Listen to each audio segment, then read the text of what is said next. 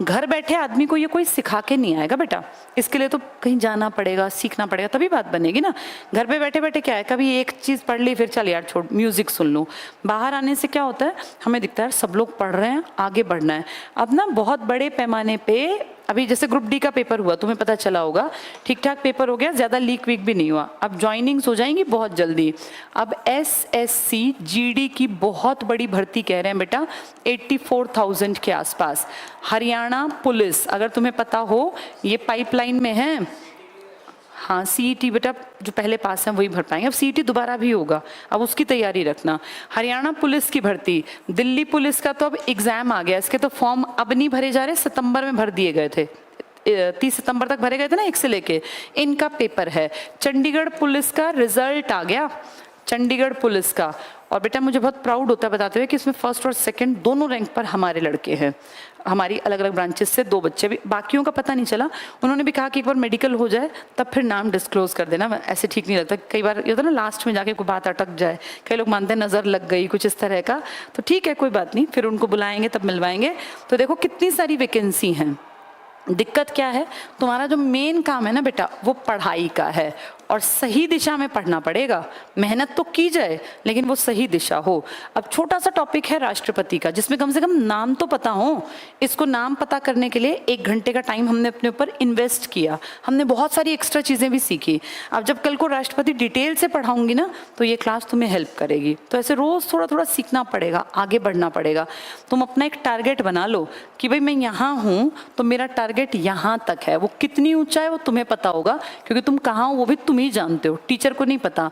अपने इस टारगेट में फिलहाल में जो लोग यहाँ बैठे हैं उन्हें गवर्नमेंट जॉब दिखाई देनी चाहिए। देखो सब सरकारी नौकरी नहीं लग सकते, ये बिल्कुल सच्ची बात है, लेकिन सब लोग जो फॉर्म भरते हैं पेपर देने भी नहीं जाते। अगर तुमने कल परसों के अखबार पढ़े हो तो ये जो अपना ग्रुप डी का CET का पेपर था, लाखों लोग तो फॉर्म भरा, पेपर ही देने नहीं गए। हाँ 12 पता नहीं 13 लाख कितने लाख बताए थे, इतने फॉर्म भरे, तो उनमें से लगभग 5 लाख लोग गए ही नहीं। उन्होंने फॉर्म भरा, उनका नाम था भाई आएंगे, उनके रोल नंबर भी निकले, इतने लोग फॉर्म भरने के बाद पेपर देने नहीं गए। जो पेपर देने गए उनमें से पढ़ने वाले मुट्ठी भर होते हैं बेटा।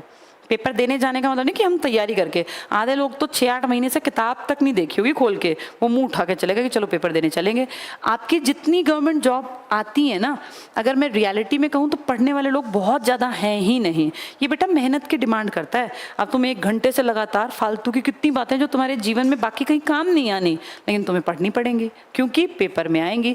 इतनी मेहनत सबके बस की नहीं है, इसलिए फॉर्म भरते टाइम तो दुनिया होती है, पेपर देने जाते हैं लाखों लोग उसमें से गायब, फिर पेपर देख के पेपर करने वाले लाखों लोग फिर गायब, क्योंकि वो पढ़े ही नहीं कभी। जिसने 6-8 महीने से किताब ही नहीं खोली पेपर कैसे पास करेगा। कंपटीशन थोड़े लोगों में होता है, पर हाँ कंपटीशन है, इसमें कोई दो राय नहीं। ऐसा नहीं कि जितनी वैकेंसी उतने ही लोग हैं, उससे थोड़े बहुत ज़्यादा कम पढ़ने वाले पर नंबर लिया जा सकता है अगर मेहनत की जाए तो सही दिशा में मेहनत करनी पड़ेगी। डायरेक्शन सही हो प्लस हम मेहनत करें तो फिर इज इक्वल टू सफलता है बेटा, लेकिन इसके लिए टाइम भी चाहिए। गवर्नमेंट जॉब की सबसे बड़ी दिक्कत क्या है, ये एक लंबा प्रोसेस बन गई। पहले पता है क्या था, 4-5 महीने पेपर हुआ, लिस्ट लग गई, ज्वाइनिंग हुई। अब ऐसा नहीं है, अब मिनिमम 1 ईयर प्लस लग जाता है। तो ये पेशेंस लेवल भी चेक करते हैं कि आप में इतना पेशेंस है कि इतना रुक जाओगे। ऐसा ना हो आए 3 महीना बाद हमारे बस की नहीं है चले गए, ऐसी तो दुनिया बैठी है।